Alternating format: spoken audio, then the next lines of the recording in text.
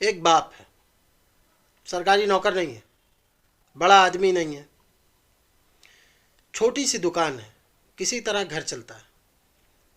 उसने अपने बेटे को पढ़ाया, हर महीने फीस भरी, ट्यूशन करवाई, खुद कम खाया ताकि बेटे की किताबें आ सकें। बेटे ने भी दिन रात एक किया, सालों मेहनत की, एंट्रेंस एग्ज़ाम दिया, और जब रिजल्ट आया उसकी रैंक अच्छी थी। उससे कम मार्क वाले कई बच्चों को एडमिशन मिल भी गया, लेकिन उसे नहीं मिला। क्यों?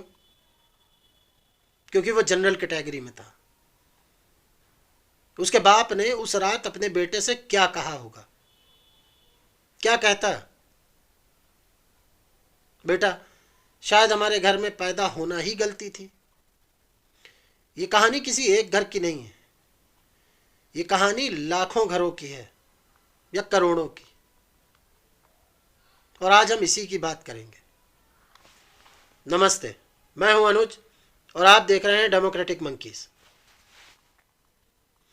आज का सवाल सीधा है, क्या इस देश में जनरल के घर पैदा होना पाप हो गया है? ये वीडियो किसी के खिलाफ नहीं है, ये वीडियो किसी कैटेगरी को नीचा दिखाने के लिए भी नहीं है, ये वीडियो कोई रिजर्वेशन ख़त्म करने की मांग भी नहीं है। ये वीडियो है एक सवाल, एक बहुत सिंपल सवाल। क्या जनरल कैटेगरी के गरीब इंसान को इस देश में रहने का कोई हक नहीं है?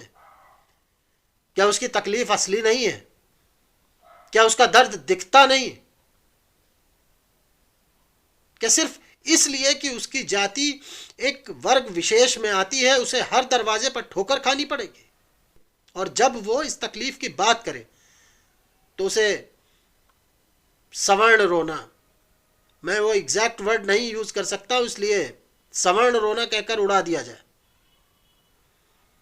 ये न्याय नहीं है। आज हम इस बारे में खुलकर बात करेंगे, बिना डरे, बिना माफी मांगे, क्योंकि सच बोलना हमारा काम है। जब भी जनरल कैटेगरी की बात होती है तो एक इमेज बनाई जाती है, बड़ा घर, गाड़ी, पैसा, रसूख। जैसे जनरल माने अमीर, जनरल माने प्रिविलेज्ड, जनरल माने जिसको कोई तकलीफ नहीं। लेकिन ज़मीन पर जाइए, छोटे शहरों में जाइए, गांव में जाइए, वहां मिलेगा एक ब्राह्मण का बेटा जो दिहाड़ी मजदूरी करता है, एक राजपूत का बच्चा जो सरकारी स्कूल में पढ़ता है क्योंकि प्राइवेट स्कूल की फीस भर नहीं सकता, एक बनिए का परिवार जो कर्ज में डूबा है। ये लोग जनरल कैटेगरी में हैं, लेकिन इनके लिए ना स्कॉलरशिप है, ना फीस कंसेशन है, ना हॉस्टल प्रायोरिटी है, ना सीट का रिजर्व है, ना सीट रिजर्व है, ना कोई सरकारी योजना है जो सिर्फ इनके लिए हो। और अगर ये किसी दफ्तर में जाएं, किसी स्कीम के लिए अप्लाई करें तो जवाब मिलता है कि आप जनरल में, आपके लिए कुछ नहीं है। ये सुनकर वो इंसान क्या सोचता होगा? क्या सोचता होगा वो बाप जिसने दिन रात काम करके अपने बच्चे को पढ़ाया? क्या उसका दर्द असली नहीं है? क्या उसकी गरीबी गरीबी नहीं है सिर्फ इसलिए कि उसकी जाति एक वर्ग विशेष में आती है?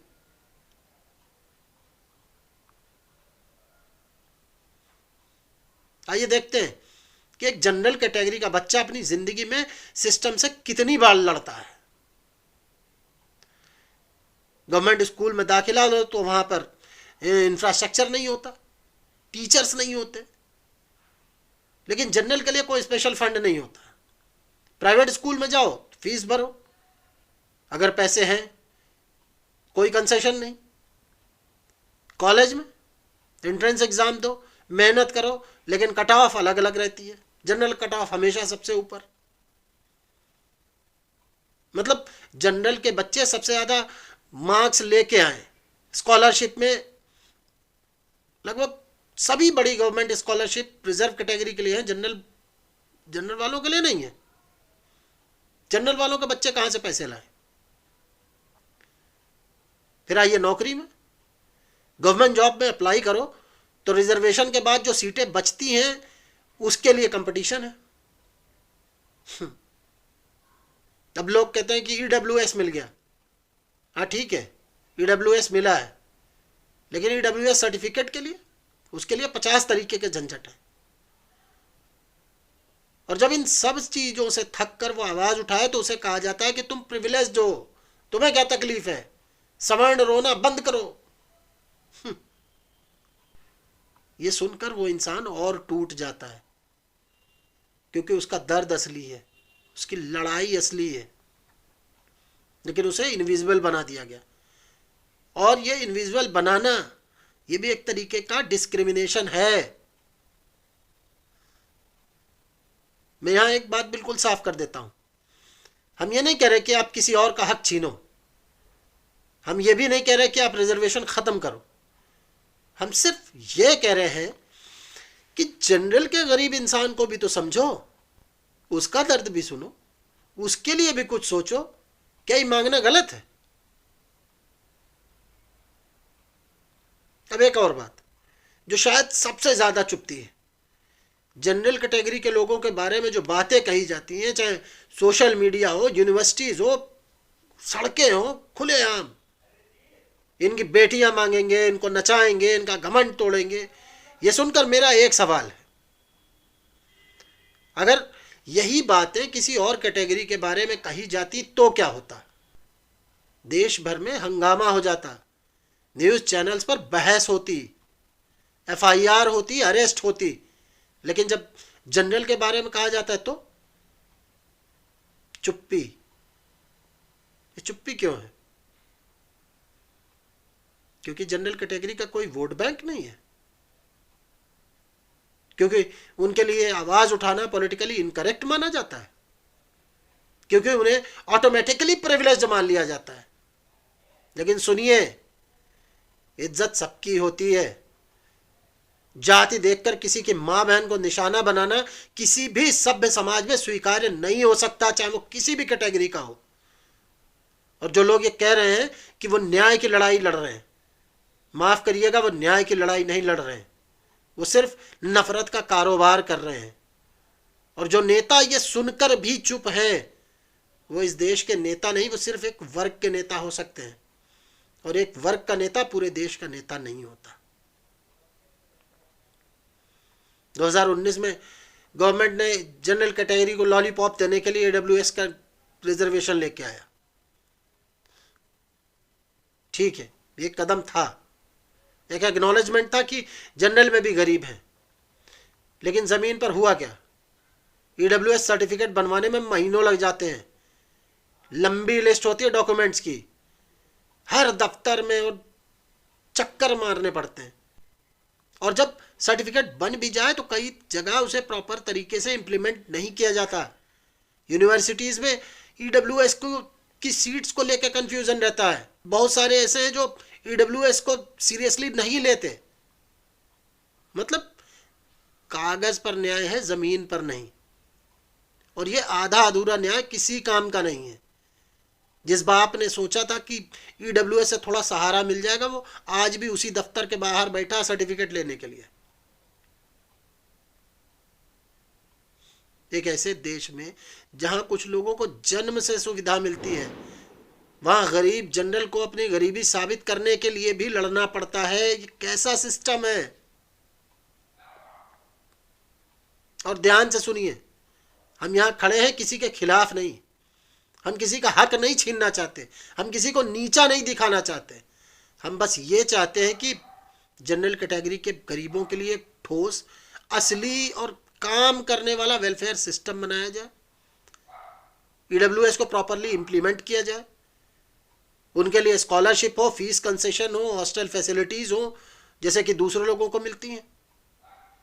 जनरल कैटेगरी के लोगों के बारे में अगर अपमानजनक बातें की जाए तो उस बात पर भी वैसी ही कार्रवाई हो, उन लोगों पर भी वैसी ही कार्रवाई हो जैसी किसी और के साथ होती। क्योंकि इज्जत का हक सबको है बराबर। और जनरल के स्टूडेंट्स की आवाज को प्रिविलेज का रोना कहकर डिसमिस करना बंद किया जाए, उनका दर्द सुना जाए, उनकी समस्याएं पॉलिसी में दिखाई दे। और चौथी मांग नेताओं से कि अगर आप सच में इस देश के नेता हैं तो सिर्फ एक वर्ग के नेता मत बनो, उस इंसान की आवाज बनो जो सिस्टम से लड़ रहा है, चाहे उसकी जाति कुछ भी हो।